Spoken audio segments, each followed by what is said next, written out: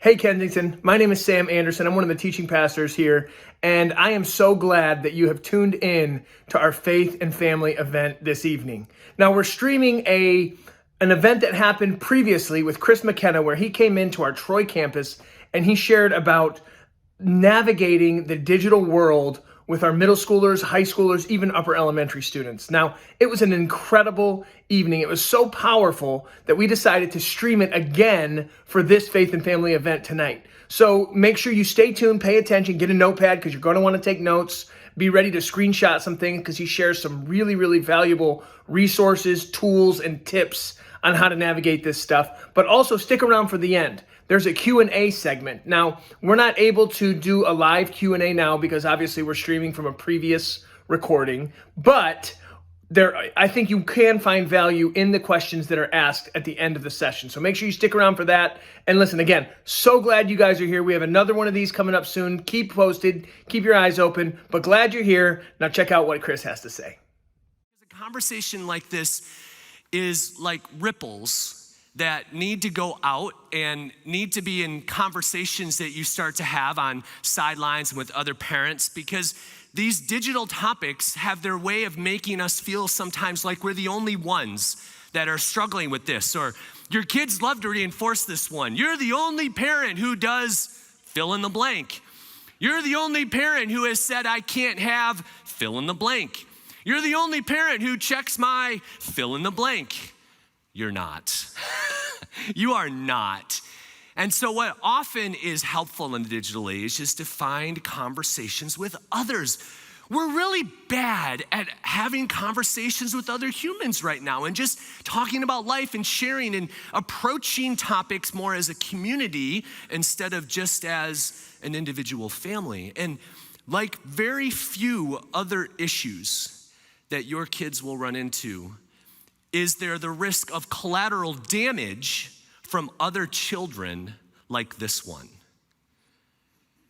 You could have all of your ducks in a row, have everything locked down, figured out, protected, and monitored.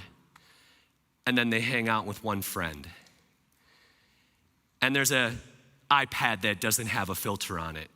Or there's a burner phone that, because we're a country that never throws away any of our Apple devices, although it doesn't have a SIM card, that iPhone 6 in the drawer still works on Wi-Fi, right? These sort of topics.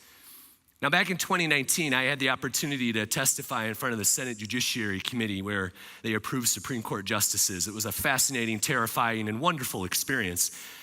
And as a part of my opening testimony, I said to the senators that were there, like no other time in history do our young people have the potential to radically change the trajectory of each other's lives so easily as they do today. We live in a time where it's not only difficult to be a parent, or raise your hand, are there any grandparents in the room, right? It's not only difficult to be a parent or a grandparent. What about an educator? Are you a teacher? Any teachers in the room, right? God bless teachers. Right? What about, are you an aunt? Raise your hand, aunts. Are you an uncle? Raise your hand, uncle, right? All of those roles, I believe, are more difficult today than when I was growing up back in the 1980s. But I believe that it's even more difficult to be a kid. Childhood is more difficult today than when we were children. Now, that's a generalization. Some of you may have had a horrible and very difficult childhood. I'm not trying to minimize or say that that's not your story or your reality. But I believe in general, the risk of growing up today is higher when it comes to trauma and missteps and opportunities to radically change my life today than back in the 1980s when I was running around Chandler Estates in little old Bath, Michigan. It's just different today. And so there's a couple of outcomes that I want from this conversation. Number one, none of you are permitted after this conversation here tonight to go home and smash their devices. Sometimes the enemy can take a conversation like this and plant seeds of fear that often lead to horrible parenting. I don't want that to be the posture of our parenting. Because let's be honest, they'll figure out another way. That's just gonna wreck trust, and you're gonna turn them into a little digital ninja, and they still win. The next thing that I hope is an outcome from tonight is that you have more empathy for what it's like to be them today. That our posture when we approach them, whether they're doing right things or wrong things online, is one of, I'm curious, as opposed to I condemn or I'm disappointed or I can't believe you did that. Okay, so those are just a couple of things. Now there's a lot of other things that I hope happen, that you learn more about hardware and software and some of these tactical things that, yeah, that's gonna happen too. I hope it does. So get those pens out and ready to go, and let's jump into the digital culture of kids. There will be a time for some Q&A at the end, and so if you got questions that pop up, write it down, and we'll get to ask those towards the end, and we'll do those live. And then I'll probably just hang out because, you know, I've got a nice easy ride home west on 96, but I'll hang out here for a little while afterwards for any of those more personal questions that you might have that you just want to come up and ask. We'll do some of that too. So, and for my friends in Traverse City, whenever you're going to watch this, I really hope you feel invited to reach out to me also. Again, go Michigan. In fact, depending on the timing of when you watch this, I'm going to be at the Opera House in downtown Traverse City speaking on this same topic on October 18th. So if you see this before then, come again and see me there. But really want to be a resource for the entire Kensington family of churches, wherever you might be. That note-taking guide that you have has various ways to stay in touch with us. If you have a question after the fact, you can submit it through our website, and that'll land in Michelle's inbox, who's my assistant. Her official title, for really good reasons, is the Executive Master of Details, because that is exactly what she is, and she is a wizard at it. So submitting those questions through our website, whatever they are, will land with her. She'll send it to me or Doug or somebody else from the team. And whatever campus you're from, we will get back to you on that. Shall we go? Shall we go? All right, let's do this. Well, at Protect Young Eyes, you can see our various digital places. I'll talk about those more later. But there's a statement, right? Like the elevator statement. If I get 30 seconds with you and you ask me, what are you all about? Why do you do what you do? That statement on the left is that parents are often afraid of what their kids might experience online. Amen? Is that true? Often afraid of what could happen to them online. Therefore, at Protect Young Eyes, we have some activities that try to address that reality: research, education, and advocacy. You will be the beneficiaries of the education tonight that come out of our research. I'll talk a minute about our advocacy here in just a minute. By doing that, we have practical solutions. We want it to be understandable. You don't need a tech degree, I hope, to figure out how to raise your young people in a digital age. Let me just be really honest with all of you. I'm not a tech person. That's a horrible way to start an internet safety presentation. You're like, I'm out of here. The pizza was great, but this guy sucks. I'm out of here, right? No, but I want every one of you, regardless of your digital IQ, to feel as though you have digital parenting or digital grandparenting superpowers that are available to you. Because here's what I know. Regardless of what you know about technology, God has uniquely ordained you to lead your children in the digital age. You can do this. We often believe the lie that we have to lead with tech knowledge and understanding the bits and the bytes and the cords and the cables to do this. I'm telling you, lose if you don't lead with relationship. Lead with relationship. Lead with connection, and sprinkle in a little bit of tech. Amen, you'll do it. You'll be fine. The real purpose of tonight is to orient you around this framework, which is a relational framework. So I just wanted to dispel all of those kind of lies and clouds and burdens you might feel around technology and go, none of the tech stuff that actually freaks you out is really what makes the difference when it comes to leading young people in the digital age today. We want to keep it practical. We constantly hear from people all over the world that what differentiates us is we finally made it so they could understand it. Because I approach it from a I'm not a tech guy perspective. I'm a CPA from Western Michigan who worked at Ernst & Young for 12 years, who the Lord called out into local ministry, into junior high ministry, because being a CPA is so much like junior high ministry. That is God's sense of professional humor. And then for the last 6 years, if you've heard of software called Covenant Eyes, maybe, anti-pornography software, I'm the digital marketing director at Covenant Eyes. I have a team of 9 individuals who put out all of our outward-facing content, blogs, social media, email, all of that stuff. along with what I do with Protect Young Eyes. That is not a path I ever expected to be on, but it allows me to keep it practical, keep it understandable, keep it so that we all can figure this out. And when you have those practical solutions, what happens? You often have a family that is prepared, balanced, and protected.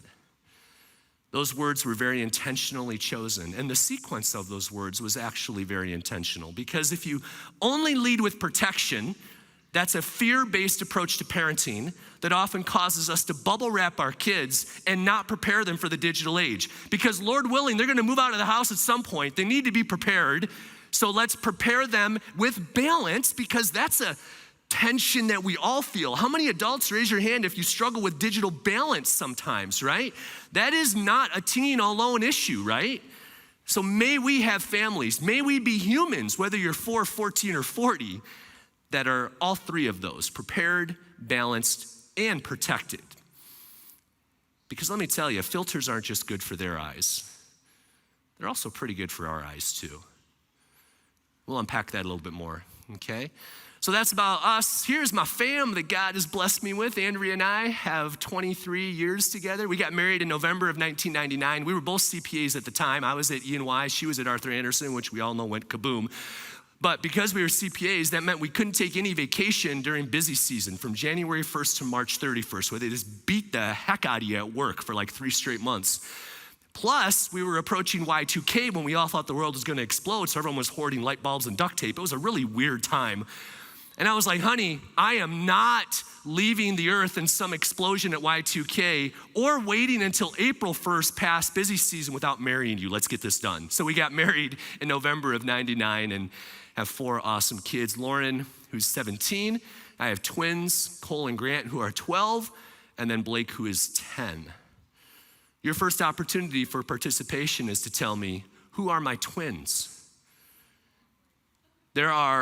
You get to use 3 different words: table, braces, and glasses. Somebody raise your hand and give me 2 of those that you think are the twins. Yes, ma'am in the back. Hi, I'm Chris. You are? No, you, yeah. Hi, Amber. Who do you think are the twins? Glasses and table. They're blonde, right? No, you're wrong. That's not correct. Who has a guess? Yes, on the side there. What do you think? Yes. Well, so I'll tell you right now, glasses isn't one of the twins at all, right? My twins are table and braces. 12 years old. Grant was born with Down syndrome 2 minutes after his twin Cole, who does not have Down syndrome. 12 years later, my mind is still a little blown by that reality. I had no idea it was even possible. How many of you are going, I didn't have any idea that was possible? Yeah, me too, 12 years later. But 2 different eggs, God can do whatever he wants, and God did exactly whatever he wanted.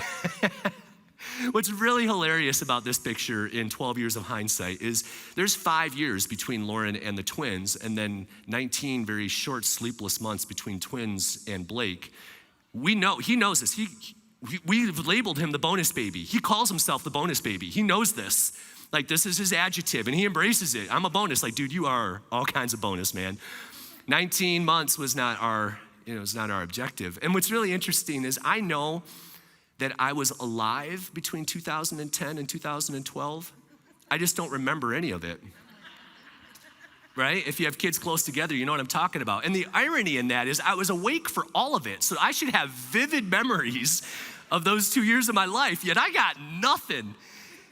And what's so funny about that picture is we only thought Lauren we really thought we were going to have an only child. Like, we had a lot of struggles and issues, and we had a pastor of ours who prayed. I kid you not. He's a friend of mine to this day, and I'm still like, he prayed for a double portion of blessing on us at one small group meeting. And then we got 3. So that's multiplication in heaven, I guess. But if you're a 17-year-old girl whose dad is the head of an internet safety organization, that really stinks. Really, it does. They're very gracious with me. Dad, the Wi-Fi's not working again. Are you testing another router? Yes, right? That's just the world that they live in. But we talk about everything. We are open and honest about it all. I'll share some stories about raising them and things I've done well and things that I haven't. Because in the digital age, if we don't talk to them, then Dr. TikTok will. and he has pretty consistent ways of getting to our children. Are you the default search engine for your children? Do you have enough authority? Are you persistent and consistent enough to be their search engine? Something to think about, okay?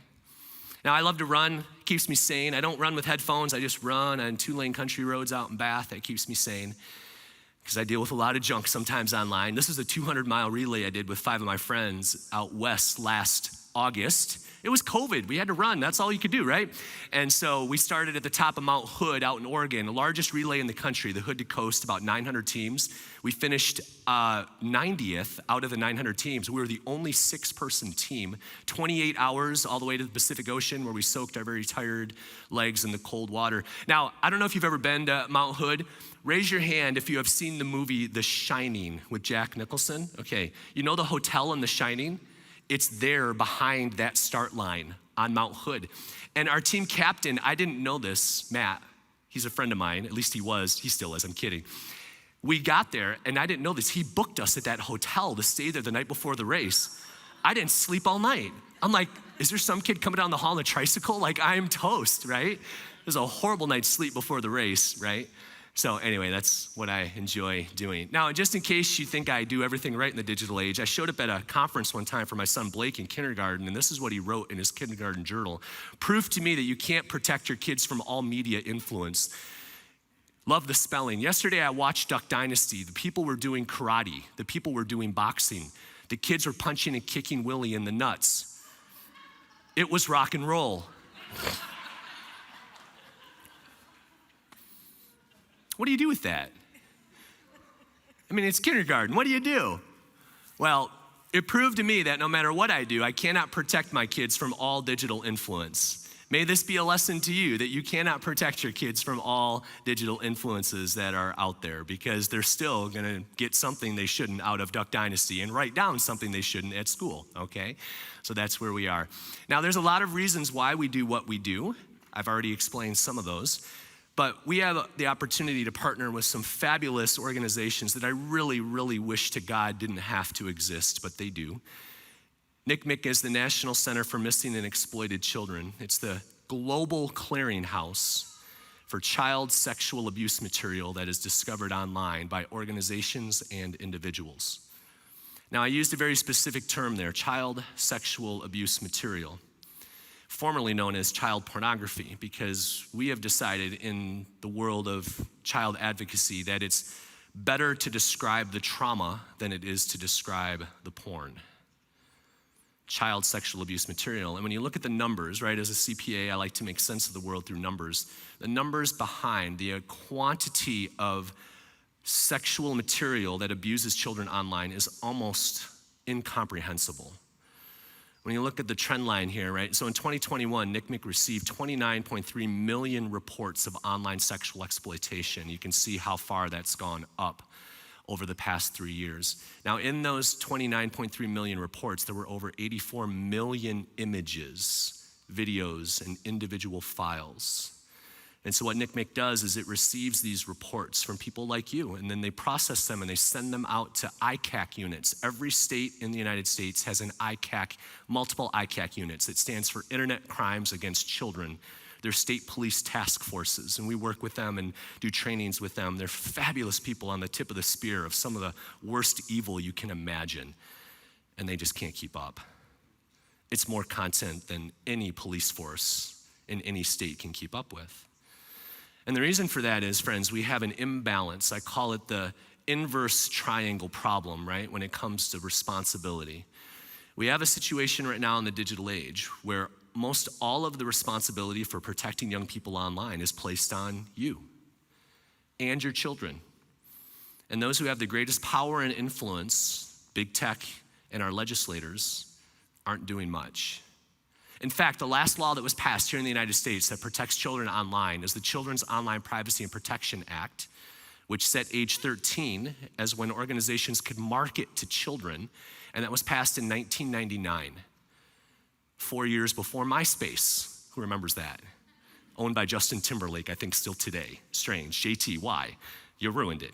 But my point is, that was set as a barrier for marketing, that you couldn't target market by collecting PII, personally identifiable information, from people in the United States who are younger than age 13. Now, what unfortunately has happened is we have misinterpreted that as the digital age of adulthood, when children are entitled to have social media. It was never intended to be a line of permission for when we expose children to these social media platforms, and yet that's what we have interpreted it to be.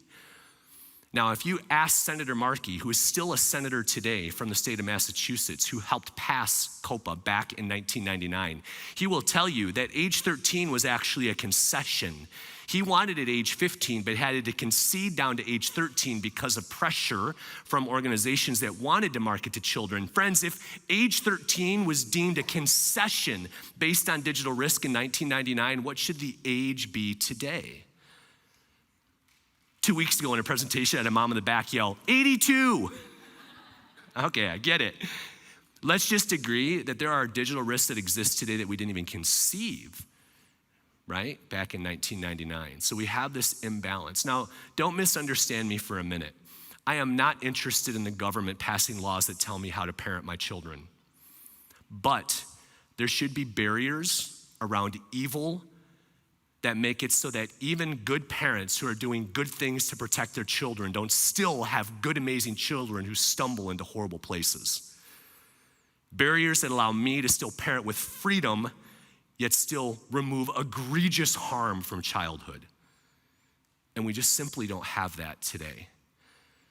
So that's the advocacy side of what we do. We work at multiple levels. This was the hearing. It was a fabulous experience. My dad was so excited. I love my parents. He was so excited that I was gonna get to go and testify.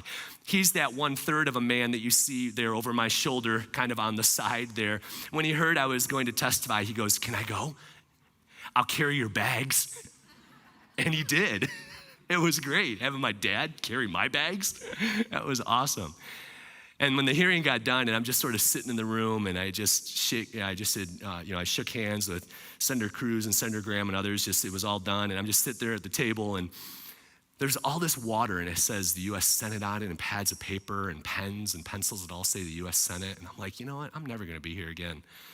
So they all left the room, and I took it all. In my office right now, I have a bottle of Senate water. But as a runner, I don't drink it because it just slows you down.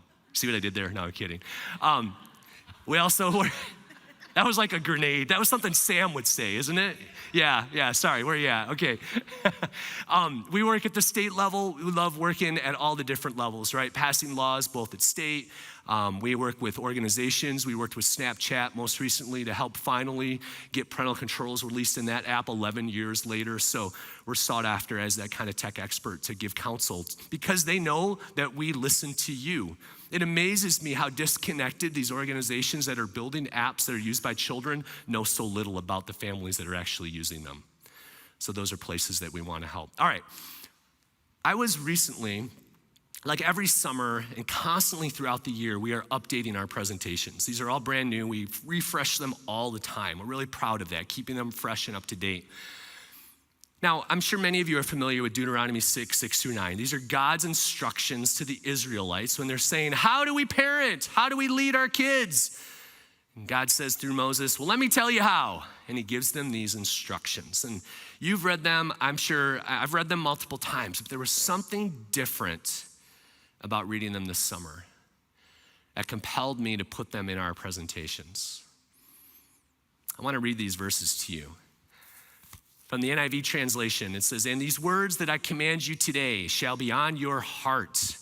This is God telling the Israelites how to parent their children. How can you ensure that your children know me?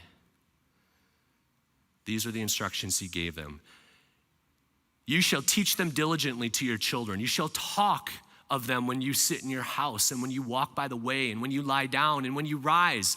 You shall bind them as a sign on your hand, and they shall be as frontlets between your eyes. You shall write them on the doorposts of your house and on your gates. And what struck me when I was reading these words this summer was it's almost as if TikTok knows these verses. TikTok has figured out how to get to the hearts of our children. I want you to read with me Deuteronomy 6:6-9 through the lens of TikTok for just a minute, or Snapchat, or YouTube, or Instagram, whatever app you want. And these words that I command you shall be on your heart. You shall teach them diligently like an algorithm to your children. You shall talk of them when you sit in your house, always on your devices. You shall walk by the way, always with your device. And when you lie down on your phone when you go to bed. And when you rise because you use it as an alarm clock, checking the news and scrolling first thing. Bind them as a sign on your hand all the time. And they shall be as frontlets between your eyes. Write them on the doorposts of your house and on your gates. Friends, are we doing a better job than the algorithm at getting to the hearts of our children? Maybe you've seen the documentary Childhood 2.0. If you haven't had a chance to, I'd recommend it. It's free. You can watch it on YouTube.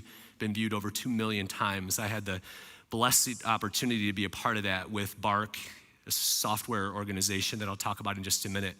And one of my lines in there is, if for the things we care about in the digital age, if our kids aren't finishing our sentences or rolling their eyes at us when we say it to them, then you're not saying it enough. Are you more persistent than the tech? That's what I want our posture to be in the digital age. And I think that's kind of the spirit of what God's instructions here are.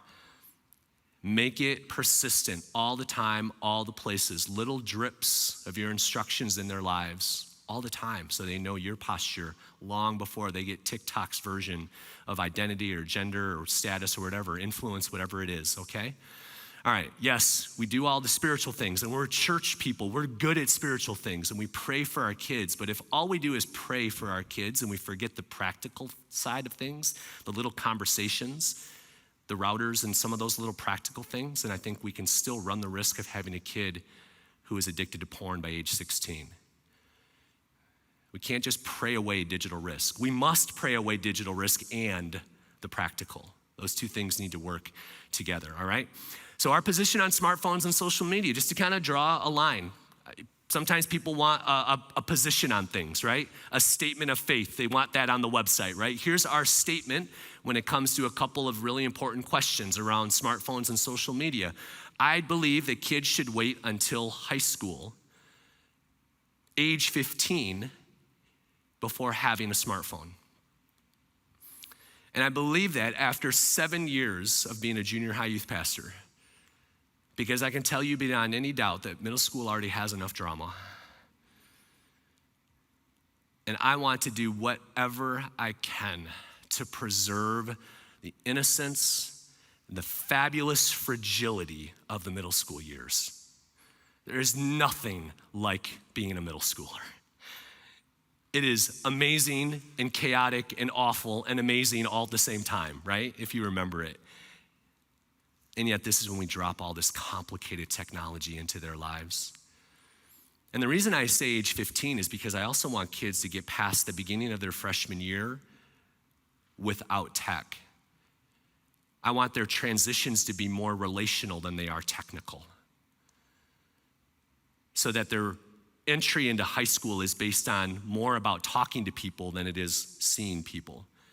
I want them to be masters of the face-to-face before they're masters of the screen-to-screen when it comes to relationships. So that's why we say age 15, because I want to get to the end of that freshman year, if at all possible. And that's also for social media. So both of those are our positions, because no middle school child is a better version of themselves emotionally, spiritually, or relationally because of the presence of social media in their lives. I'll die on that hill. Whenever I post this online, I always get a lot of comments. It stirs up reactions on both sides, right? Because I know for some of you, that ship has already sailed. And I am not here to make you feel more guilty about your parenting in any way. Because whether you've said no, slow, or go, there are definitely things that we can do to enter relationally into the lives of our young people. And the Digital Trust Framework will show you how to do that. This is a no-shame zone. I understand that during COVID, for some of you, that accelerated some decisions when it came to technology that you maybe weren't ready for. Why? Because that was the only way that kids could connect with others. I get that. I'm empathetic towards that. But I also want to realize that there was risk attached to that decision, and I want to make sure we've done things to mitigate that risk. Remember, you're not allowed to take it away when you get home tonight. You promised me that. How are you going to enter into that, though, and come alongside them while they've got it? And instead of seeing it as a me versus you kind of transaction, it's me with you, me for you. I want to help you in this. All right, so we're going to jump into the Digital Trust Framework. This is where you can pull out your note-taking guide, and on the front page there, you've got a circle that is on the front, kind of middle on the left-hand side there. Now, where does this come from? This Digital Trust Framework that you see up on the screen comes from 7 years and tens of thousands of conversations and talking to parents and asking them in families who tend to have young people who use technology in a good, God-honoring way, what do they have in common?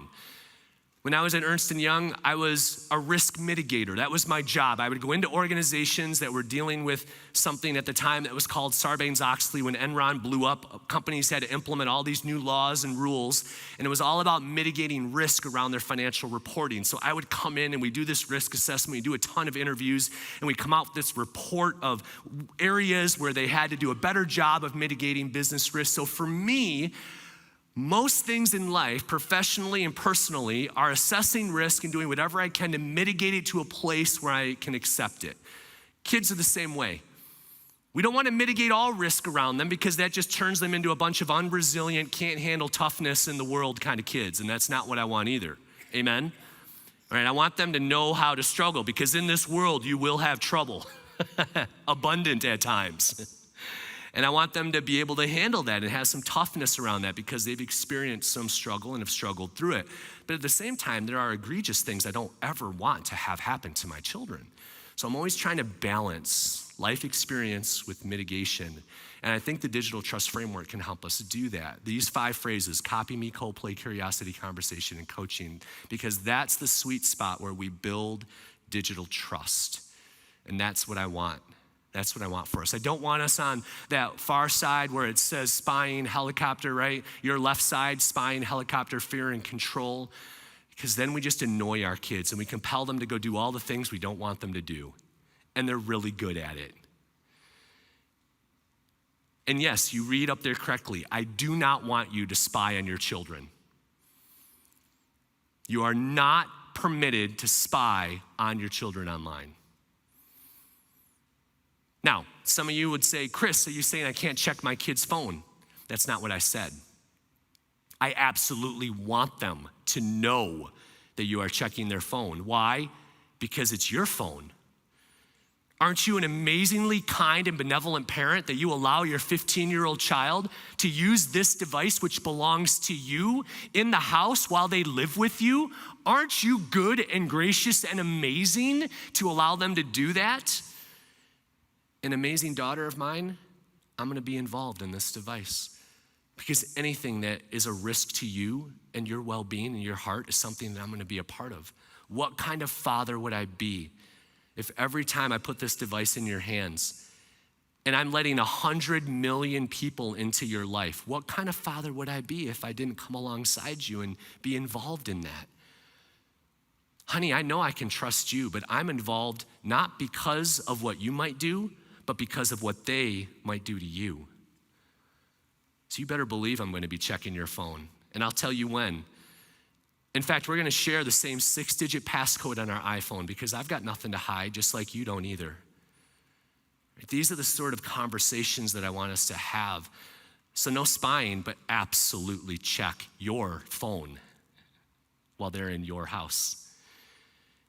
I'll be honest, in 7 years of doing this, there have been 2 times where I have given parents permission to spy on their children, but there were both times where the children were in great harm, either to themselves because of a mental illness or to others because of some extreme problems. That's the only 2 times in 7 years, and I'm guessing that those situations don't describe many of you that are going to be watching this, either here or in Traverse City, okay?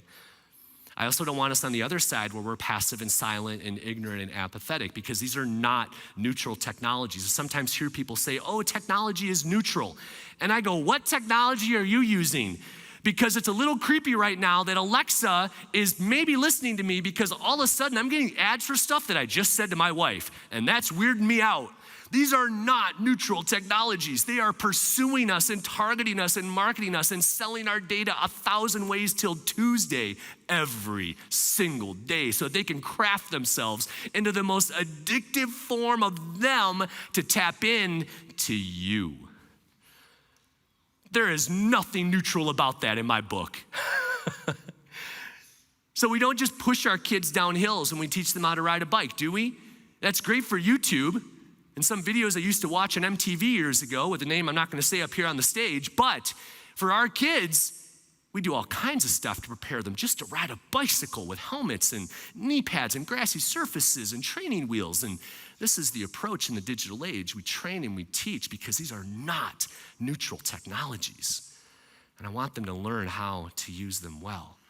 So I want to jump into each of these so that we can unpack each of these phrases a little bit more, all right? Let's start with copy me, a phrase that is explained by what you see underneath it, right? Would you want them to use their technology just like you? Just like you. Where you use it, how you use it, and what you use it for. There's a very intentional order to these words. They start with us. We have to look in the mirror and ask, how are we using our technology? A friend of mine who sadly passed away during COVID at the young age of 40, Colin Karchner, he did talks like this too. Great guy. He used to say this. He said, showing your kids you love them is 2% effort and 98% putting your phone down, right? An article that came out, not scientific, but this is a woman who does therapy with young people, children who are learning how to read and write, and she's noticed a delay. If you're in education, I'm sure you can relate to this. There's this delay in certain learning of young people today, and this therapist hypothesizes, this is not scientific, but she hypothesizes that adult screen time is getting in the way of childhood development. And she calls our phones the new secondhand smoke. That phrase is kind of an ouch, right? Because there's a lot more going on than just peekaboo when you play peekaboo with your kids. That interaction with our children is teaching them all kinds of things about interacting with human beings and neurological development. And when we're constantly interrupting that development, because when my mom used to sit next to me in the pediatrician's office, there was nothing to do other than read Good Housekeeping or take care of us and talk to us and put up with us. There was a lot of interaction going on, and now we're all on our stuff. We're not interacting with each other anymore. And she hypothesizes that that is one of many complicated factors that is delaying certain aspects of childhood development. I think it's an interesting hypothesis because all of us as human beings, we go through 4 primary stages of our self coming online. 4 versions of self. The first version of self, and we do a whole 90-minute presentation just related to this sort of topic, but I'm gonna give you like the 90-second version of it. The first version of self is our body. It's all we have when we're born. We poop, we pee, we eat. That's it. And so our body looks for affirmation and acceptance from the other humans around us, our parents or our guardians or our grandparents. Are they going to take care of my body? And if they do, then I feel loved. It's all you got. And if it's cared for, you feel confident and secure. The next self that comes online are our emotions. Have you ever been in the room when a baby smiles for the first time? It's like everything stops. Really sophisticated, strong people become blubbering fools. Yeah, right? When a baby smiles. It's almost as if we're, and I believe this, we are biologically tuned by God to affirm those emotions in a child and smile back and let them know that they're okay. There is so much power. Even mean people smile at babies. They can't help themselves, am I right? You can be in a horrible mood and you're like, oh, and then you feel better. But that baby's self, their emotions, they need that affirmation that they're okay. And if they get it, that matters. The next self that comes online are our words. And even though our children don't understand most of what we say to them when they're little, that doesn't stop us from showering them with 1,000 words a minute while they're children, right?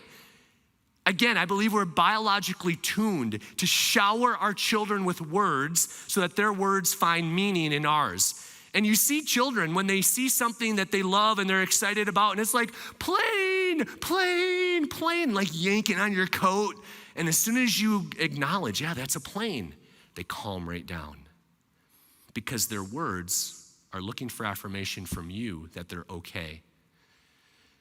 The final version of self is our identity. Questions about, do I belong? And what's my meaning in life? And all these big questions that tweens and teens start to ask. And this is a critical question. Now, when you were all growing up, at least most of you who are age 30 and above, there were very few mirrors that were answering that question for you. You were asking it and mirrors were giving it back to you. When I was growing up in the 1980s, it was family, community, friends, church, MTV maybe. There were only a few things that were trying to answer this question for me. And most of them loved and cared for me.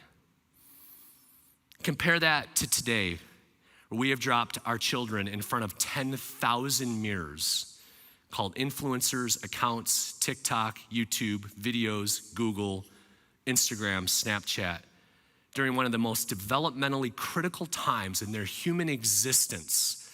No wonder they're so confused, that they don't know who they are, that gender moves all over the place. No wonder these things are what they struggle with, because they have 10,000 answers for some of life's most important questions. Friends, let me tell you, if those things existed when we were 14, we'd have all the exact same struggles that they are today. Teen brains aren't any different. It's just what we have given them that's different, right? And you can see this play out in a lot of different ways. The reason I showed you that slide before that, just to show sort of the significance of our influence in their lives, that they're looking to us for affirmation throughout childhood. And they're even watching us in how we use our phones. And the still face experiment is a fascinating thing to watch on YouTube, where they show moms who interrupt that face-to-face contact with their child. It could be anything, but in this case, it's a smartphone, and you see the stress and the anxiety where the child's like trying to get mom's attention and eye-to-eye contact, and the phone is just in the way, right? And when you look at screen time studies, which is a whole separate conversation, if you want to ask me about that later around what's the right amount of screen time, or maybe I've just given you a question to ask her in the Q&A, I'm not going to answer it now, but when you look at all the studies, whether it's from pediatric societies, the World Health Organization, they all have three things in common. Number one, they say no sedentary screen time between ages 0 and 2. In other words, no digital pacifiers. Wait as long as possible, and possibly wait until age 5 for a significant amount of screen time, if at all possible, because there's so much developmentally that's going on. Number 2, they say less is always best. There is no study on earth that says if your kid plays outside all the time, they're going to suck at life. And that they're going to get a worse job, that they're going to not get into the right college, and that they're going to fail in some way. But the marketing has kind of made us believe that. They'll be fine. We don't teach them to drive until 16, and somehow they figure out that really complicated, risky, scary thing. They'll be fine. But the last thing, and this is why it's important in this section of Copy Me, is how adults use technology is a huge indicator of how they will use technology. Can they watch you and copy you? One of the things that we started talking about, especially during lockdown time, was what we called the toxic trio. That whether you're age 4, 14, or 40, if you have technology alongside boredom, darkness, and bedroom, that you put yourself in what my Catholic friends would call the near occasion of sin, in a tempting situation. So in other words, if you've told them that they can't have their devices in their room at night, then you've got to find something other than watching ESPN, fantasy football, FanDuel, or Candy Crush before you go to bed. If you've told them that they can't use their iPhone as an alarm clock, then you can't either. Are you leading the way? Because I will tell you that the toxic trio is detrimental to us too. As a guy who's struggled with pornography for years, I can tell you there's a lot of things after 10 o'clock when everybody's sleeping that all of a sudden feel like a great idea. Are you leading the way? Often on Instagram and on Facebook, I think we put them on YouTube too, I can't remember. We do these little 60 and 90-second snippets of tips. So I want to play this one for you that unpacks a couple of other tenets of Copy Me around announcing our intentions and post with permission. Post with permission is simply, do you ask your children before you post pictures of them online? Do they have your consent? It's a really important question. I want my kids to understand from a very young age that digital photos are significant. I want them to value digital photos of themselves and others, and that starts by me valuing digital photos of them. Let me play the video. Maybe you've seen me post recently about our Delay is the Way campaign, which is best summarized by our digital trust framework. Friends, we build bridges of digital trust between us and our kids, one brick at a time, slowly and intentionally. The first part of digital trust is Copy Me. Would you want them using their technology just like you, where you use it and how you use it? 3 words to help you think about Copy Me. Number 1, modeling. Friends, if a filter is good for their phone, then it's probably good for yours. If they can't have tech in their room, then you shouldn't have it in your room either. Number 2, announcing, telling them your intentions. I'm gonna take this call, but then I'll be done and get right back with you. And then number 3, asking. This is what I call the post with permission rule. In other words, if you're gonna take a picture and post it of your kids online, then ask their permission, get their consent. There you go. Copy Me, friends. That's the first part of digital trust, because delay is the way is not a no tech strategy, it's a slow tech strategy. All right, because in Ephesians 6:4, it says, fathers, do not exasperate your children. I think if we constantly have different rules than they do, we exasperate our children. We decrease our credibility. Instead, bring them up in the training and instruction of the Lord. In other words, most of the things that are good for them are probably good for us. Probably. All right, so that's Copy Me. Let's jump into co-play. Shoulder-to-shoulder activities open up bridges of conversation and connection with our children. Understanding how your kids use technology is a wonderful window into their heart. In other words, for every app they're using, you should also be using it. For every game that they like to play, you should be playing it too. I don't care if you're horrible at it. I want you to do technology with them. I have no idea why kids like watching other kids unwrap toys on YouTube. I think it's mind-numbing. But if that's your kid's jam, then it's your jam too. I don't know why they like watching pictures of cats running into closed screen doors. But if that's what they like to watch, then it's your thing too. I have no idea why my son Blake likes watching hydraulic presses that smash random objects, like transmissions and bowling balls. Actually, it's strangely satisfying. Gotta be honest. And sitting down and watching it with him is great. Because from a very young age, I want my children to know that technology with my parents is okay, long before the issues get a lot harder. I want them to do tech with you.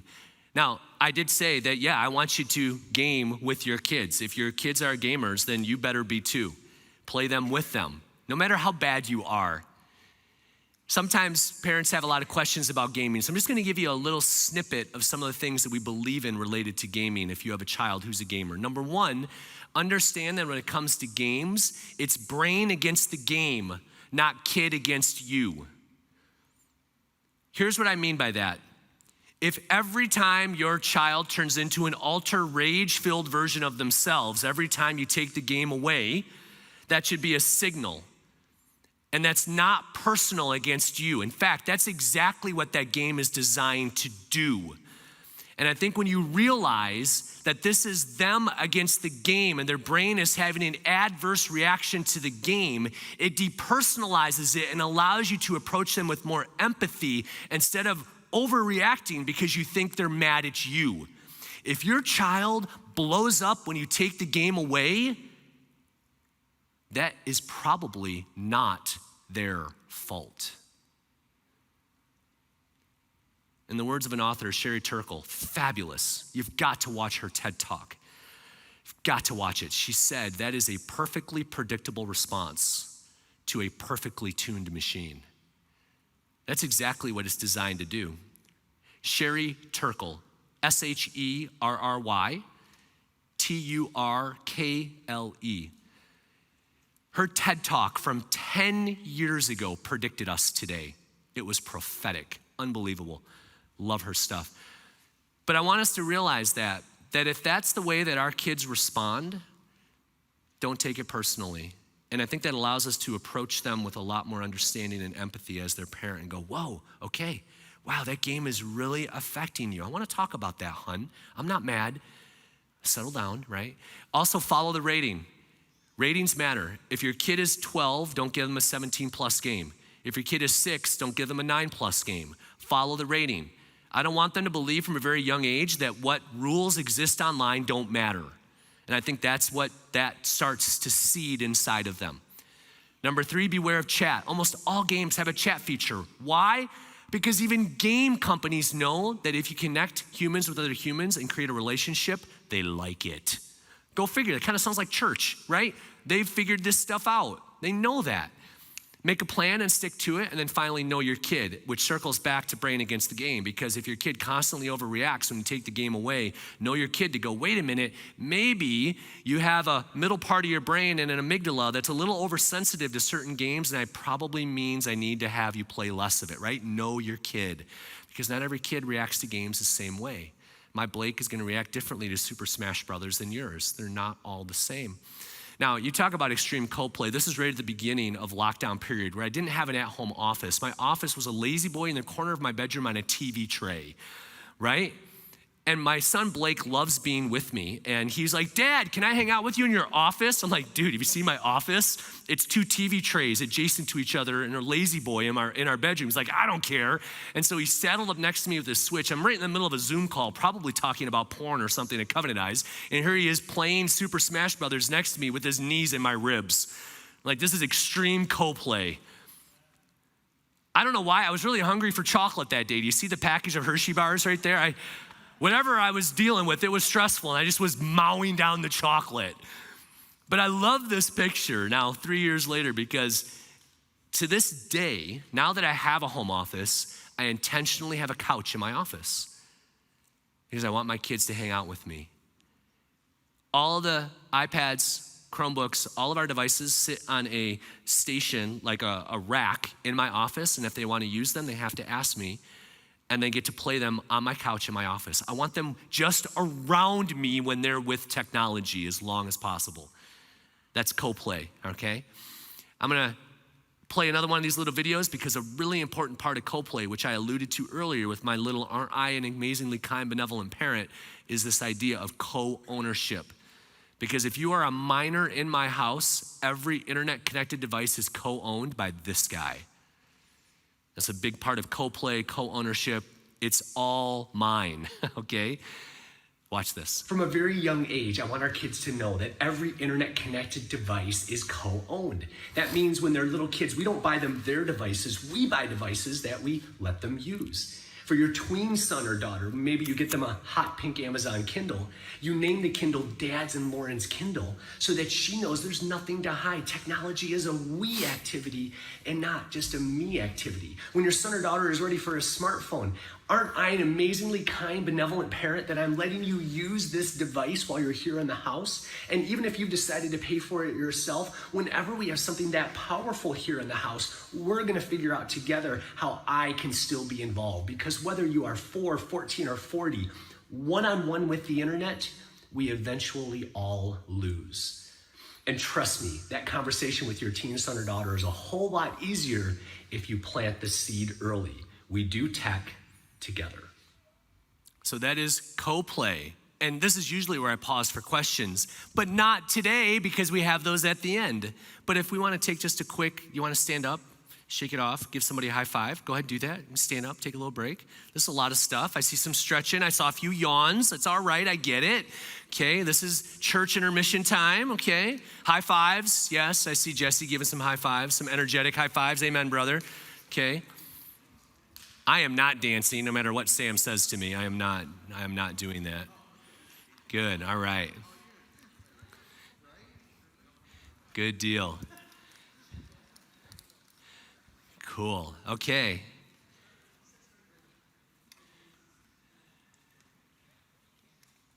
You good, Jesse? You good?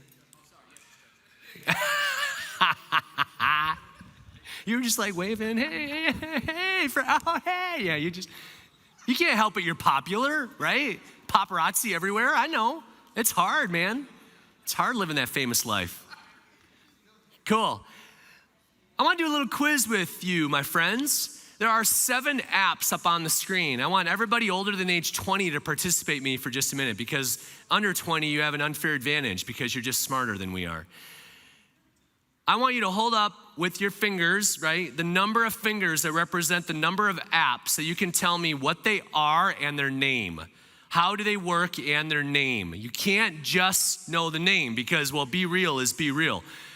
You have to tell me the name of it and how it works. How many fingers? Well, I do see a few 7s. Okay, I see some no shame 3s and 2s. That's all right, we got it. Okay, cool. Not all of you are participating. Come on, give me some fingers, participate. Here we go. Okay, all right. Nice. Okay, cool. All right, let's start. I'm gonna go through some of these here. Who is the purple guy up in the upper left-hand corner? Among Us. I heard a loud yell, Among Us. How many of you had kids who played Among Us at some point in the last 3 years? Keep your hand up if you played it with them. It's not enough of you. Every single game they play, I want you playing it with them. What about the one in the middle there, the black background and the white kind of D thing? What is that? Okay, but why is it letter D? Does anybody know? You think it's a music note, which it kind of is, but it's a letter D for a reason. It is demonic. I'm gonna start using that one. Can I have permission? That's great. It actually stands for Douyin because that's the Chinese parent that owns TikTok, right? Now, how far do you want to run down that conspiracy theory path with me? We'll talk about that later. I had a guy in a talk, I said that, and he goes, right now. I was like, later, sir, later. I could tell he was hungry. I said his magic phrase there. But TikTok is a pretty fascinating thing to explore.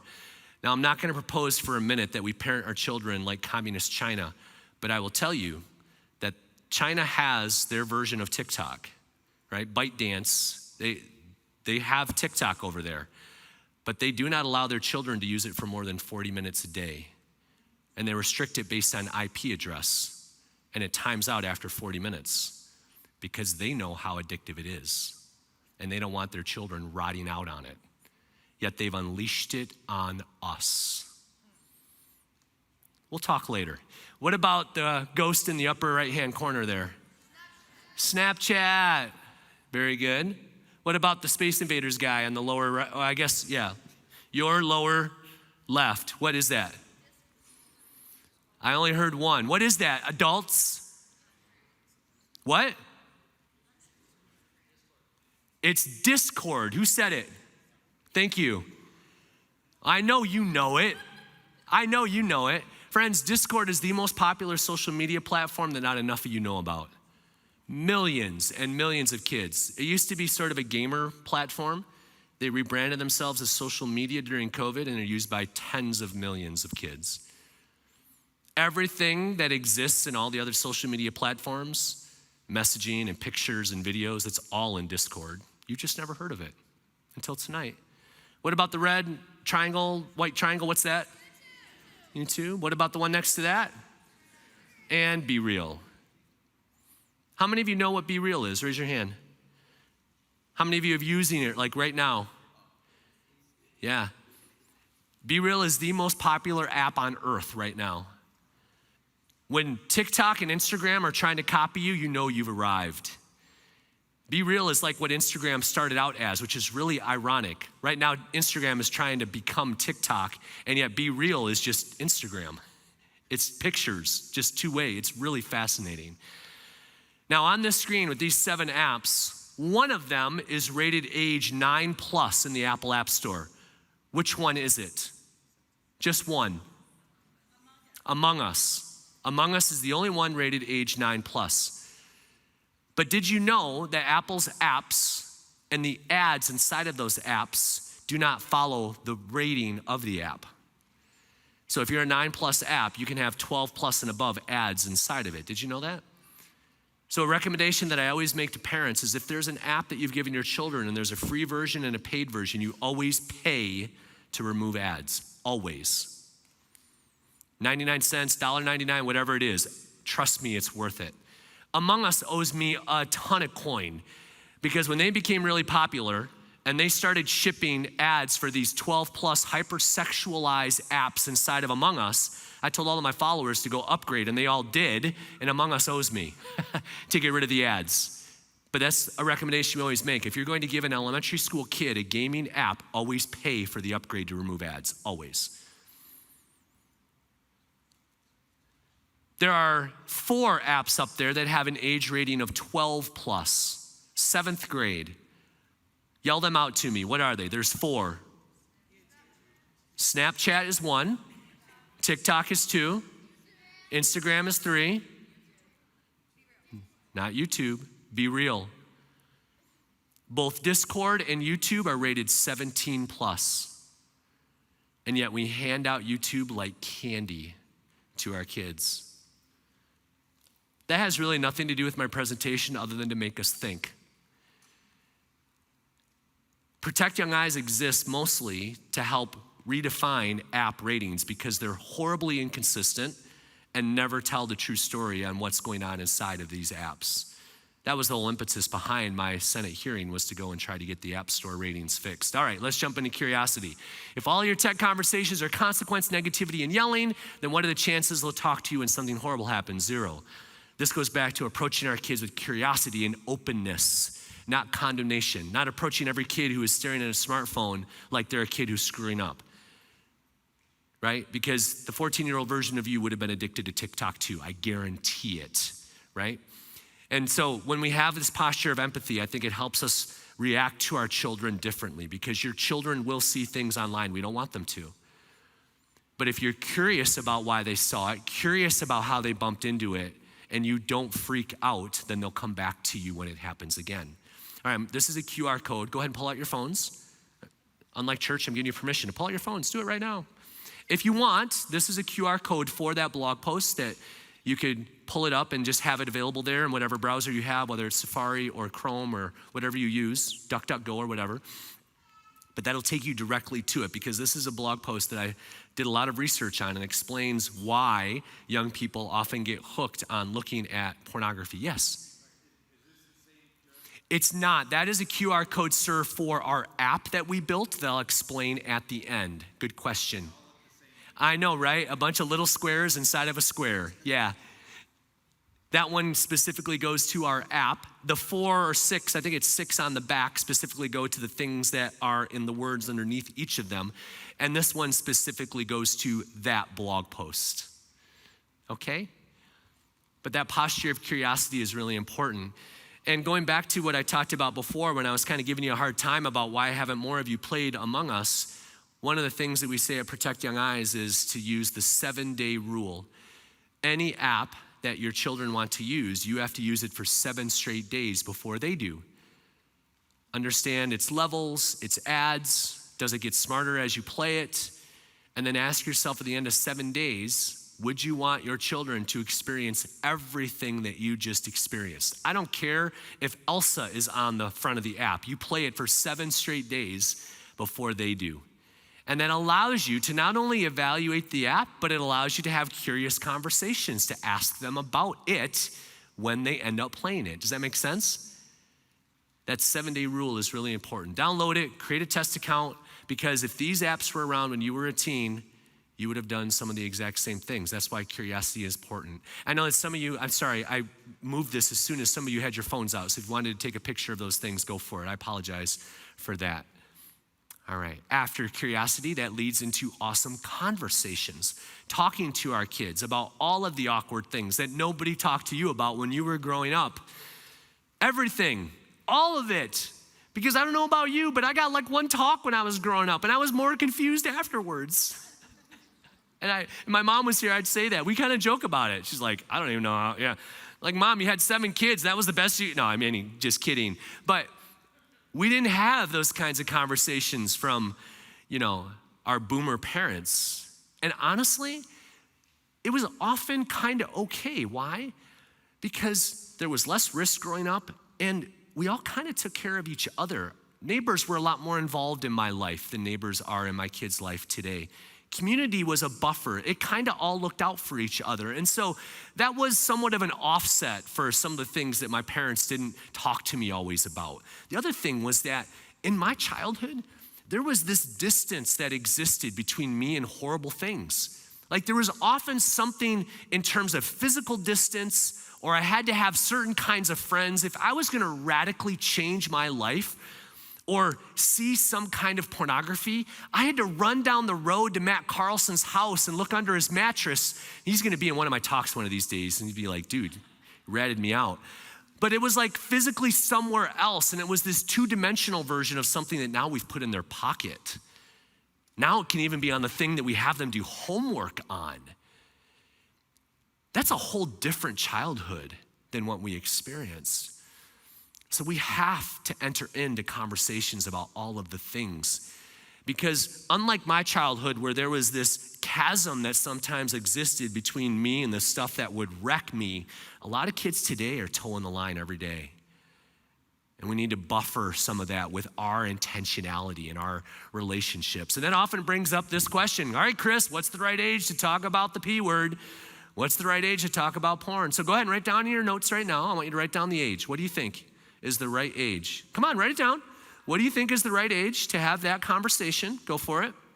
Write it down. You got a number written down? Okay, good. Cross it off.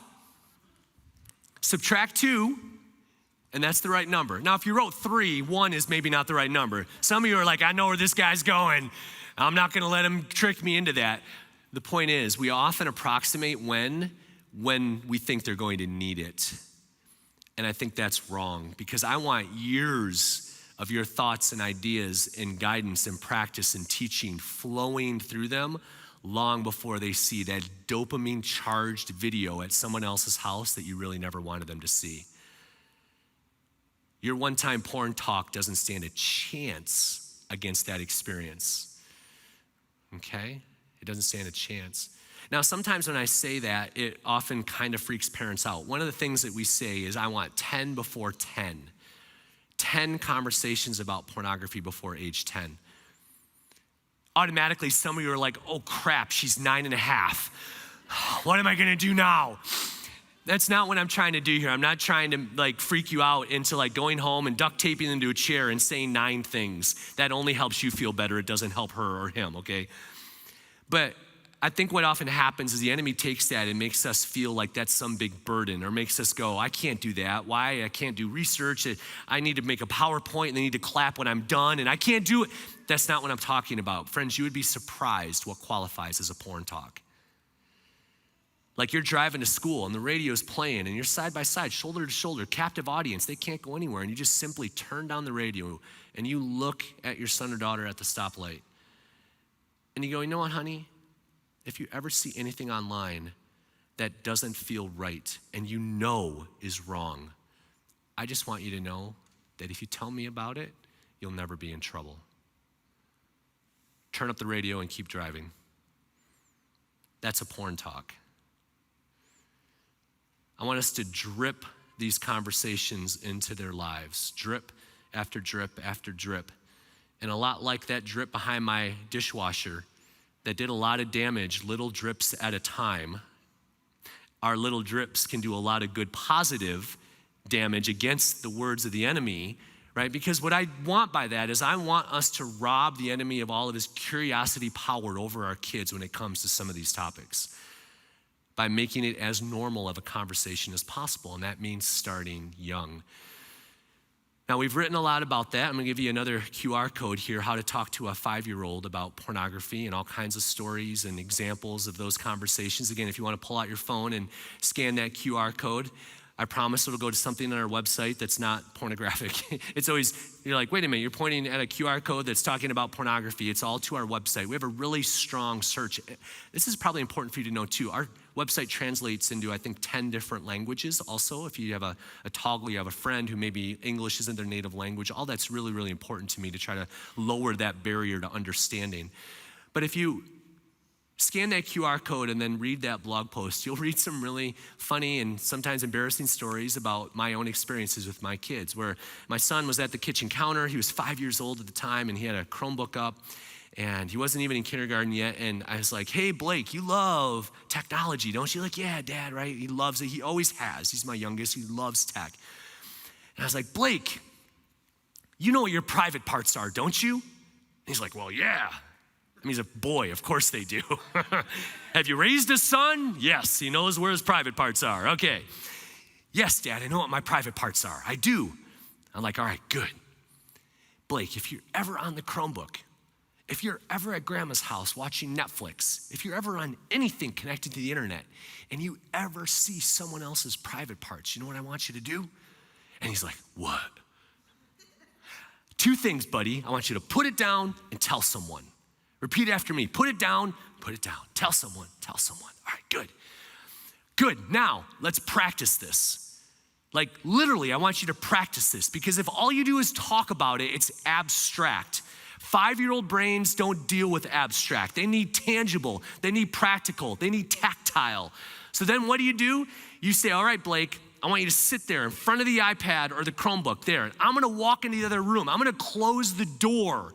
And I want you to pretend when I yell through the door, ready? I want you to pretend that you saw someone's private parts on the computer and I want you to do exactly what I just taught you to do. And I want him to physically put it down. I want him to walk. I want him to knock on the door and say, Mom, I need to talk to you about something. And I want him to tell me, Mom, I saw something on the Chromebook. Because if you don't make it that tangible and just say, hey, if you see something, I want you to tell me when it happens and you're busy or somewhere else, he'll wonder, is it okay to tell Mom now? I don't know. I don't want to interrupt her. Is this, I can't say anything. And then he doesn't. I want you to practice it as often as possible. Make it tangible. And then I want you to define for them who are the someones. If you're not around, who are their someones that they could tell? Do they have a list of someones? Mom, dad, big sister, grandma, grandpa, aunt, uncle. I wanted my kids to have a list of someones that they could talk to. Because what I didn't want to have happen is I didn't want Blake to be at grandma's house and watching the iPad and Netflix come up and go, grandma, private parts, and have grandma freak out, okay? Because that's not good. It's not good for my mom's heart, but it's also not good for Blake, and here's why. Because Blake loves his grandma. And if Blake, by doing the exact thing that Dad taught him to do, causes grandma to be angry or upset, that creates a very confusing dialogue in Blake's brain, and he'll never tell her again. So whoever you put on the someone list, promise me you'll text them and tell them that they're on the someone list. Now, friends, I want you to answer a question for me. In that 5-minute explanation that I just gave around talking to Blake about how to deal with something he sees online, did you ever hear me say the word pornography once? Did you hear it? But does my son Blake know what to do when he sees porn? Yes or no? Pretty sure. And I reminded him of that conversation over and over again. And then when he was 6 and he started riding the bus to kindergarten, because I'm telling you, school buses are a huge red zone when it comes to exposures online. I mean, you're talking about kids with unlimited data-driven access, not even the school's Wi-Fi, unsupervised because the one adult is hopefully not watching them and driving. So when he was starting to ride the bus, I was like, Blake, listen, if you're on the bus, there's something I want to tell you. You might hear kids use the word pornography. That's what we call people who don't have their clothes on, who maybe are doing things on the internet. We had talked about all that too, right? And here's what I want you to do. If you ever hear that word, because it's just a word, buddy, I want you to do 2 things. I want you to come home and I want you to tell someone. He's like, well, dude, I already know that because we'd been talking about that for a year. And now we had a word to go along with it. So yeah, I want us to start really young with those conversations. Sometimes I joke about this one. Don't freak out when I put this up there, but I want us to make porn the norm. Like I want us to talk about it so much that it's like a normal thing. Again, I want us to rob the enemy of his curiosity in this word, where he weaponizes the curiosity of our children when it comes to some of these topics. And you can do that by talking about it often and, all the time, and just removing all of that curiosity from it, okay? And we tell them to put it down, and we tell them to tell someone. And these are some signs here. If you wanted to take a picture of this, based on research, these are some things that if a child exhibits some of these behaviors when it comes to online addiction, these are some of the indicators that they might need professional help, some things that you should probably look for, okay? We've also talked a lot on our website about tricky people, right? The new stranger danger in the digital age, and you could scan this QR code if you need some talking points around strangers and how to have conversations with people. You could scan that, and that'll give you a whole list of phrases that you can use with your kids. Hey, if you ever hear or read this in a chat, I want you to come and tell me. If someone ever asks you this question, I want you to come tell me. These are examples of tricky statements, because now we can't teach kids necessarily to identify a stranger by what they look like. When I was young, mom could say, hey, if you go to the park and there's a guy with a puppy and candy with a hoodie and he has a van with no windows, don't talk to him. Because I could recognize a stranger by what he looked like. That doesn't work in the digital age. We have to teach our kids to recognize strangers by what they talk like, the questions they ask. And this blog post can help you do that. All right, I'm gonna skip past this just in the sake of time, because I want our children to know beyond any doubt that they can land softly with you. That they can. In other words, you go home tonight and I want you to make a list of all the horrible things that you hope never happen to your kids online. And I want you to find out a way to talk to them about all of them. Do they know that they can land softly with you? If you aren't sure, then you have 48 hours to make sure, okay? Because a gentle answer turns away wrath, but a harsh word stirs up anger. I want our gentleness to invite them in. And then finally, we see our posture with them in the digital trust framework as a posture of coaching, not us versus you, but me with you. Not just parental controls, but caring controls, because they're always going to find a way to beat us. If you want to go toe-to-toe with your kids on parental controls, good luck. They're always going to find a way. And any rule they help us create is a rule that they are more bound to obey, that we invite them in. If you want a really humbling question, ask your kids what the digital rules should be for you. Invite them into these conversations to help. Now, you can have your non-negotiables. I hope that you do. No tech in the bedroom or whatever it is. But for rules that they can help you create, amen, and let's do that. Let's get past that one too, because I want to show you the Digital Trust Playbook. This is one of those QR codes in the back of your note-taking guide. If you flip that over, this is a contract/agreement. I really don't like the phrase contract, right? This digital code of conduct, that's something you've signed with the HR department. Instead, I want us to view this as something that we do with our kids and co-construct with them, because it's me with you, me for you, just like a coach. And along with this coaching, we need to wrap that with the right hardware and the right software. So just 1 or 2 minutes on these things here. The right hardware often starts with your router. Your router is the most important digital device in your house. Have you hugged your router? Go home, give it some love. The router that we use is the Griffin router. I'll put this QR code up there so you can scan. This is a blog post that we've written all about routers, because sometimes it's intimidating. You don't understand it, and so you just ignore it. Routers in houses are a lot like people in the tech booth at church. They do everything and nobody pays attention to them until that one moment that they don't turn the microphone on, and then everybody turns around and like stares at them like you're horrible. Our routers are the same way. They're great until they slow us down. Then we're like, oh, you darn router. Do you know how much your router can help you as a parent? Think of how many things are connected to your router. Your smart TV, which is really just a big smartphone hanging on the wall these days, is connected to your router. Your Chromebook, every gaming device, your Kindle, the tablets, all the things that are Wi-Fi dependent.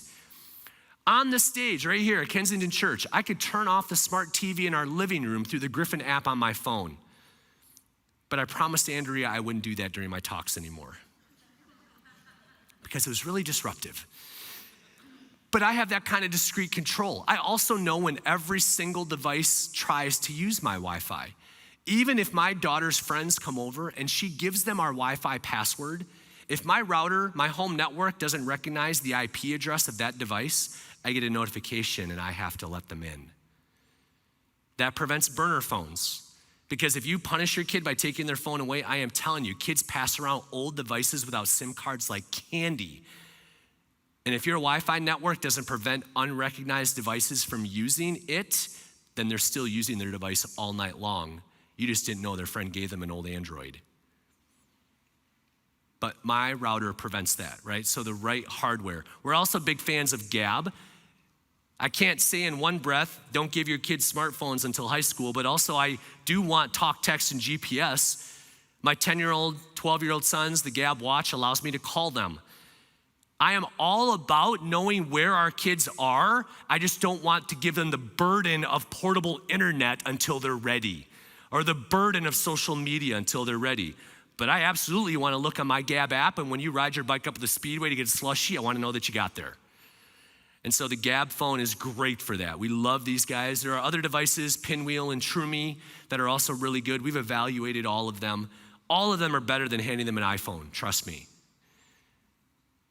These are some of the hardware solutions that we have recommended. And friends, I'm telling you, I don't recommend anything that I haven't tried on my own guinea pig children.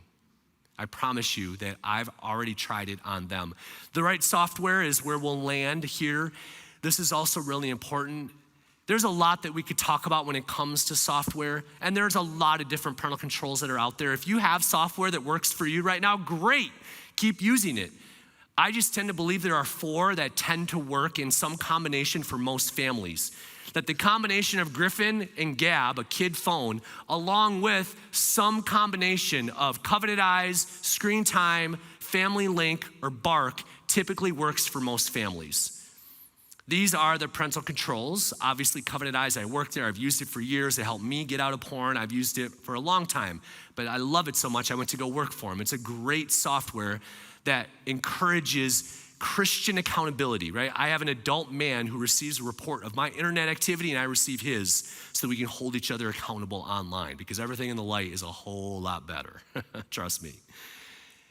Screen Time is that purple with the white hourglass there. That's the free factory parental controls that come on every Apple device. Then you have Family Link, which is the kite there.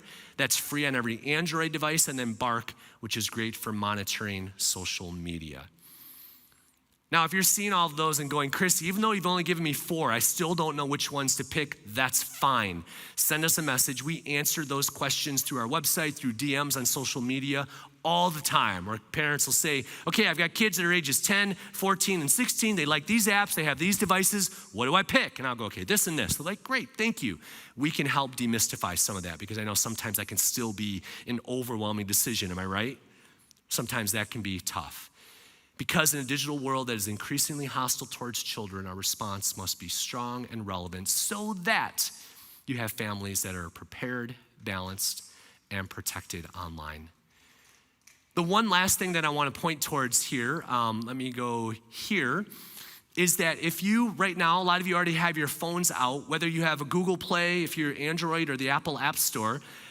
Gentlemen, you asked me a minute ago about that QR code on the front. We have built an app. We did that during COVID when we were locked out of churches and schools because everything shut down. We built an app that has all of this content in 500 little mini lessons called the Protect app. So you could search Protect Young Eyes in the App Store, find and download our app for free. There's premium content that you can upgrade to for $3.99 a month, videos that you can watch with your kids. It's a great deal for a cup of coffee. So check that out, and I'd be honored if you would download that. I mentioned Childhood 2.0, which is a documentary that we were a part of. You can watch it. Sometimes I recommend watching it with your kids, but only after you've watched it first. And then you can follow us on social media. There's things that I'm not real fond of when it comes to social media, but I'm gonna use it for the glory of God as long as I can. We are very active on both Instagram and Facebook, and we also have a small but growing YouTube channel.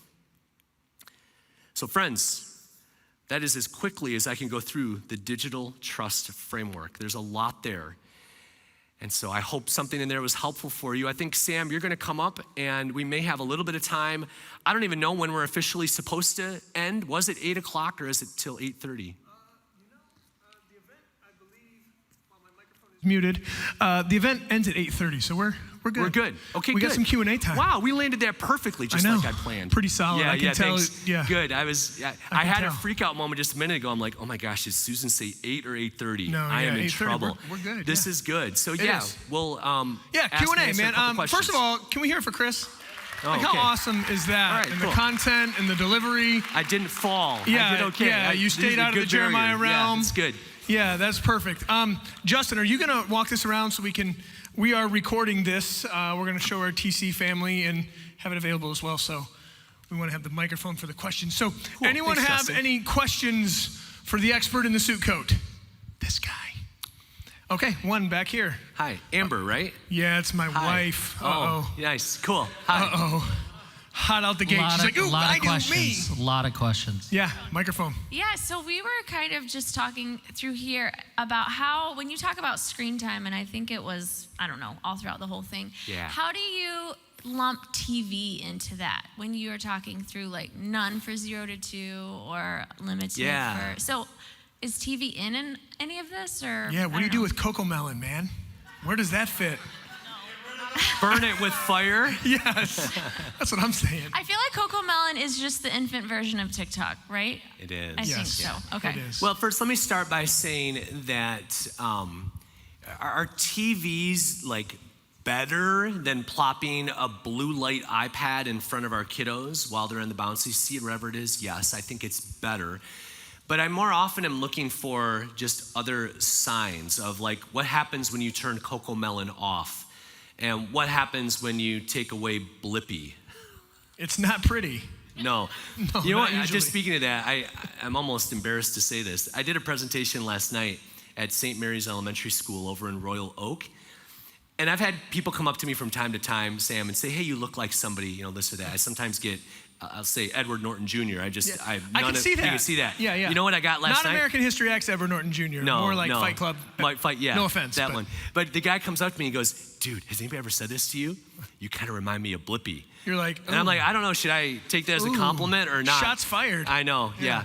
But I'm more looking at that reaction from the kiddos. Is it the same? No. Is it something we still should probably just be observant and look for signals about how are they responding to certain amounts of screen time?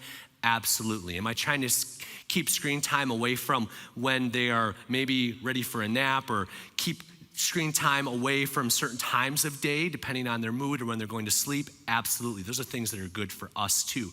I also don't want to treat screen time like a reward, because what I don't want is their dopamine reward system to be revved up towards screens.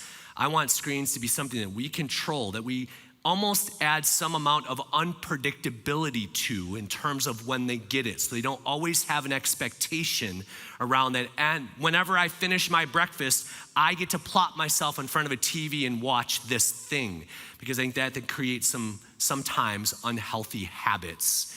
So those are some of the tenets around that are, you know, slightly subjective, kind of different child to child, but that I would look for when it comes to young people and TVs. That's great. Great question from a great woman. Thank you for Amber. asking that. Wow, what a great question. Oh yeah, here we go. Maria. Hi. Hi. I've been following you online for a long time. Thank you for what you do. Yeah, great. That sounds really creepy I was out of gonna context. say, that's like starting a conversation like, hey, I've been creeping on you. Wait a minute. That's like saying someone's intimate detail they shared on Facebook, but they've never shared with you in real life. And then you bring it up in a convo and they're like, how did you know that? I love it. Oh my gosh, sorry. Okay, our oldest is almost 17. He's in 11th grade. Yeah. How do you navigate I mean, we do a lot of these things. We try to be open conversation, but this age when they're getting older, like you come alongside them. I mean, everything you said, you're still doing. You check their phones and. Well, so maybe, right? Here's the deal with my daughter. She's 17. She'll be 18 in December. Okay. Now, I've been walking alongside her in tech for a really long time.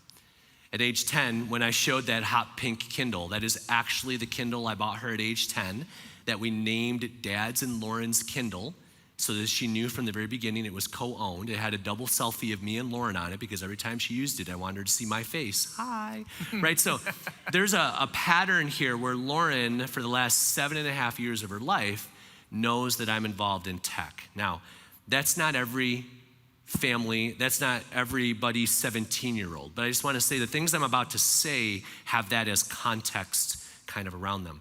I haven't actually checked Lauren's phone for months, but she knows that I could. And that's very intentional. I've told her point blank, I don't want to check your phone. I don't really like checking your phone. Being a police officer over your digital life, amazing daughter of mine, is really stressful, and I don't like doing it. So here's how this works. You've proven trustworthy for years now. I've loved watching the way you interact online. You get your homework done, you go to sleep when you're supposed to, you're generally pleasant around us other than mood swings in a 17-year-old that I would expect normally, right? If all these other things are in place, I might pick your phone up from time to time, but honey, I at some point need to trust that you're going to figure some of this out. Now, if anything ever happens where you just go, I don't know who to talk to, I still want you to know that whether you're 7, 17, or 27, you can come to us, hon. I'll catch you, I'll hold you. But I'm not gonna check as often. And I've been really open with her and just sort of defining what I am and am not going to do anymore with her device, just trying to treat her more and more like an adult. And so sometimes, every kid's a little bit different, right? I don't wanna try to project Dad and Lauren. But you definitely have you have the password. That's right, but that's where, me and Andrea and Lauren all share the same 6-digit iPhone passcode. And Grant can't remember a thing, but for Cole and Blake, they also know my 6-digit passcode. And now they can't just pick up my iPhone, they can't take it out of my pocket, just use it. But if they're in my office and my phone is there and Blake's like, Dad, or Cole, he's my magic trick guy, Dad, can I look up a magic trick on YouTube on your phone? I'm like, yeah, here, and I'll hand it to him. And he knows the passcode and he can type it in. It's important to me that he knows that I don't hesitate to hand him my phone. That's good. Because I don't want him to feel like he has to hesitate and minimize and close before he gives it to me at some point when he's 15 and gets his own. So I'm sharing just some of these things that are just kind of in our family's digital culture that, when they get to 17, my posture is more like, hey, honey, I'm not gonna always be checking that you mess up, but still know that if you feel like you have, please just come to us. The enemy wants you to feel like you've got to struggle on your own, and I walked that path, honey, and I don't ever want you to feel that way, and just still have that relational. It pivots more, there's an inverse relationship. When you look at the technical versus relational balance of how we protect our kids, the younger they are, the stronger the technical protections. Because I don't want my 7-year-old to come and talk to me after he sees porn. I want to do whatever I can to prevent it technically at all costs with routers and filters and all this stuff. But that starts to change the older that he or she gets. And I lead more and more with the relational, and I decrease the technical to the point where Bark isn't even on her phone, and I'm just using screen time, and she knows that I have access, and yet I never want to use it. But I'm leading with the, honey, I'm here for you. And that has changed as she has gotten older. Yeah, that's good. So it's just really always being upfront about what my posture is with her so that she can sort of be a part of that with me. Does that help a little bit? Yes, thank you very much. Yeah, that's great. That's Sweet. great. Any other questions? We have one down here in the front.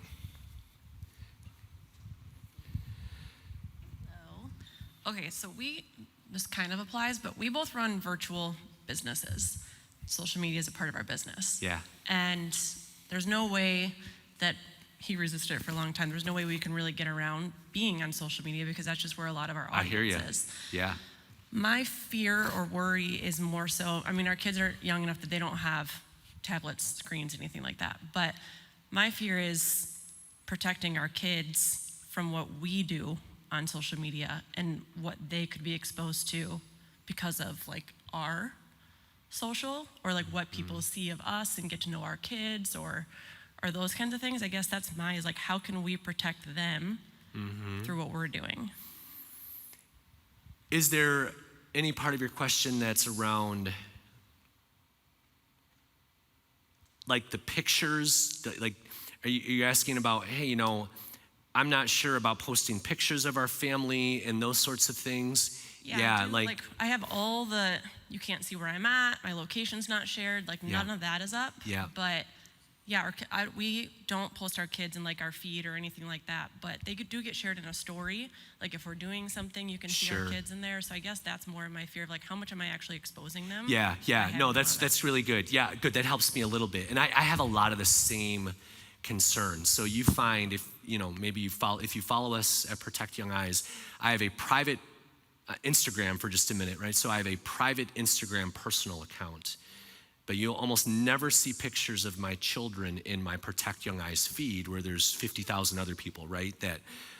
But I have, from time to time, in something that disappears, like stories, posted a few things about my kiddos. So I think I'm hearing a lot of very similar, cautious practices that I would fully support, and I think you're, from what I've heard, doing a really good job mitigating some of the risks that give me the most concern. Like the September deluge of photos of kids standing on the stoop of their house holding a chalkboard, which tells 3/4 Easy, I did all that, easy. And now you've handed 3/4 of the things that actually enable somebody to steal your identity, your age, and maybe the year of your birthday. I mean, it's very scary how quickly, and we've handed that information about our children to a bunch of people who we kind of know lightly. Maybe we've accepted followers for years. We don't really know you, but those are the things that it sounds like you're very cognizant of that are easy to get lazy on when you don't think about it. So I don't hear a lot of things that concern me and the things that you've said. There's a reality to running an online business like what you guys do and what I do, right? That it's a tension I feel about, I want them to feel like a personal part of my brand without knowing too much about my family, and I wrestle with that tension all the time. So I'm right there with you. Yeah, that's good. I'm gonna double dip on that one. Oh, double dip. He's already got the mic. Make it happen. Can you walk me through like an example of the conversation of one of your children wants to download another app, a new app, and like, do they come to you for, like, how does downloading or getting a new app on a device of theirs, how does that go? Yeah, especially with a 7-day thing, like you said. Yeah, so, well, none of the app stores are even on the devices that they have. So for my kids, again, maybe this is different from family to family. The only way they would even know that an app exists they might want to download is maybe that they heard it from a friend.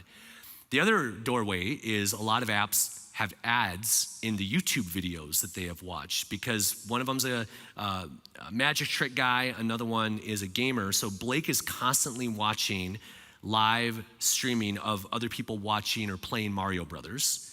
And there's often, right, the algorithm will put ads in there about other gaming apps. So I do get those kinds of questions. And it is then the me playing it. And my first response to them is always, probably not, but let me take a look at it. No, but there's an intentionality around that, because I want their first expectation to be, so that I can surprise them maybe with a yes. But it's always only after then I've played it. And only then is it on something that I'm like, the tablet they have is as much mine as it is theirs, right? So as long as the principles of co-ownership and co-play and those things are really strong, then remember, it's always a risk balance. Those are things that mitigate risk that I'm more apt to say yes to some of those things because I'm involved in it and I can see it and experience it like them. That helps me say yes more often than I would otherwise. So those are just kind of all the things that are sort of wrapped around that situation. Does that help? Yeah, that's good. Awesome. Very Good. good. Very good. We have time for one, maybe two more questions. Anyone? We have one in. We got a handsome guy here in the front who has it's that guy. Hand in the back here. Did you have a question, Justin? Was there something? I was just going to say, one of the things that I've noticed in following you on that is the fact that a lot of the devices that you suggest also have limited app access. So part of that conversation is because of the ones, like you said, that you don't have the app store available.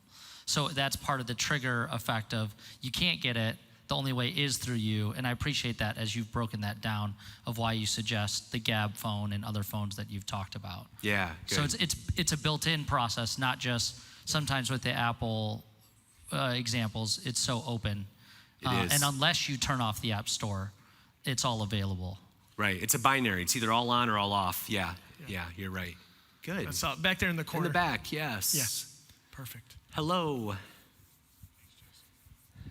So I just have a quick question. Sure. One of the challenges that I've had is with the modem, right? So connecting the router, I mean, this is a technical question, and I know that may not be, but when you have a router in your house, like AT&T and these types of manufacturers create a modem that don't allow you to have pass-through through the router. Yep. So I hope maybe online you have some information that can support us, because let me tell you what, that is it should be easy, but it is not. No. And I don't understand why that is. I mean, I won't go into it, but I challenged myself to try to actually do that, and I ran up against a real barrier. And I looked online, I searched different places, I got, open DNS, I did all kinds of things in order to enable that, but I still wasn't, because the root device was challenging me to actually connect the router. So I don't want to go into technical things, but no, let me give you okay. That's a great one that is important, because internet service providers like AT&T, ISPs, there's 3 different scenarios that you as consumers sometimes run into. Sometimes you are given a modem from them, which connects with coax to the wall, that then you can go buy whatever router you want. The AT&T example is what AT&T gives you is their 2-wire router that connects to their modem that you have to use. If you're a Uverse family, and there are other boutique ISPs in certain parts of the country like Cox and others, they force you to use their router, and then sometimes they smash them together where the router and the modem are one device. And I've had parents go and they take a picture of this, and I'm like, well, show me the cables and we kind of can figure out what it is then. Those all create, in a space that's already complicated and intimidating, the router space, complexity that just multiplies the complexity, right? This blog post that you'll find on our website, The Ultimate Guide to Routers, it would say to a family in all those scenarios, here are some things you can do. Let me walk just quickly down the AT&T path, where they've given you a router that you have to use that really doesn't have a lot of flexibility. You can't do much in the dashboard. It's hard to find where you change the DNS addresses, all that jazz, right? What I would recommend is on that, let me get where did I put my remote? It's hiding in my pocket here. I'm gonna go back to it. Boom, boom, boom, boom, boom. I'm gonna go back to this guy right here, okay? So in my house, I have the AX, but this little Griffin Guardian is $79. And I've had up to 13 devices attached to that in a 18 at the time. It was a small 1,800 square foot home, and it worked fine. What I say to families who are in an AT&T or other ISP situation where you're forced to use their router, buy that $79 bugger, plug that with a Ethernet cable into the back of your 2-wire router, and that's the access point for your children. That's the only password to the router that they know. And now I control, through my Griffin app, all of the parental controls on that, where the adults then use the 2-wire router that AT&T gave you, and that's the password for the adults. So that's a way, as they say, to daisy chain the 2 routers together to get over then some of the ways that AT&T makes it more difficult to then use Griffin's power of parental controls. Does that make sense? So that here, let me go back. That QR code, which is this QR code, actually takes you to that ultimate guide to routers that explains that in other scenarios that, depending on your situation, might be helpful. Yeah, that's good, man. Take that, AT&T, right? That's right. Take that. Take that. How you like them apples? Good. Great Hey, questions. I got one more. Yeah, one more. We're at 8:30 right now, so we Yeah. want to be respectful of time. Yeah, so here was a question. What if you said go earlier? And so you've given technology to your kids, and you've created access. And now you want to take it back. Yeah, and you can't go smash stuff. Right. There was the commitment that everyone made. Yeah, you can't go is. smash stuff. How would you suggest that maybe the stages in which you navigate that. Yeah. I'll just give you a couple of quick tips here. The first thing that I would recommend is, every kid's a little bit different. Depending on when they're most open to good, honest conversations, pick that time. Car time, meal time, bedtime, whatever it is. Every kid's a little bit different. And you approach them through a posture of, all right, I know I just went to an internet safety talk and I promised Mr. Chris I'm not going to smash your device, and I'm going to promise you I'm not going to do that. But honey, here's the honest truth. I'm sorry. I'm sorry that I probably didn't prepare you well enough, and I probably dropped you into a space that at times has been a little overwhelming and maybe you weren't prepared for. That's not your fault. If you've felt certain pressures or you've seen things that maybe you're not sure about, I want you to know that's not your fault. And I'm sorry that I did that. The second thing I want you to know, amazing child of mine, is that if any of those things are true, you can bring them to me and you will never be in trouble. I want to know, because on an island, this stuff is tough. The third thing is, in listening to Mr. Chris or reading some things, there's some stuff that I would like to change in the house. I'm going to tell you right now that there's a few of them you're not going to like. But I'll be honest with you about all of these things. I'm not just going to throw it all at you. I'm not going to start spying on you. I'm not going to change a bunch. I want to talk to you about these things, and I'll show you them. Honestly, you tell me the stuff that you hate on my list. I can't promise I'll change it, but I want to listen. And I also want your help in maybe adjusting a few of these things. But I'm going to be honest about the stuff that I really hope we can do. And I want our posture, there isn't a perfect script for it, but I just want our posture to be one of humility whenever possible in that situation. Owning as much of what you're feeling you did wrong, like owning as much of that instead of them feeling as though they're in trouble for something. Does that make sense? Yeah, that's great. There's different versions of that depending on the age of your kids or what app it is. I'm all about having a few non-negotiables and just being honest about them and going, I really want to do these things. And I know a few of them you might not like, but let's work through this together.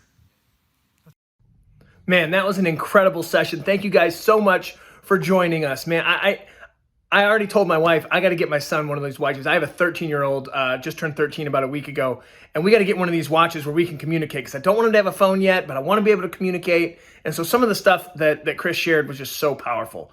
I want you to mark your calendars, February 4th at 6 p.m. live in person at our Orion campus is our next Faith and Family event. We'll have dinner, we'll have childcare, the whole deal. So mark your calendars, February 4th, and we're dealing with pornography and addiction. So it's going to be a powerful, powerful evening, I think, that can shift and change the trajectory of many families. And so if you know anybody who that could minister to, or it sounds like something you'd be interested in joining us for, mark your calendars, February 4th. Listen, so glad you guys were here. Thank you for joining us. And hopefully this encouraged you, it challenged you, and you're leaving this stream changed, different than when you showed up. All right? God bless. See you guys soon.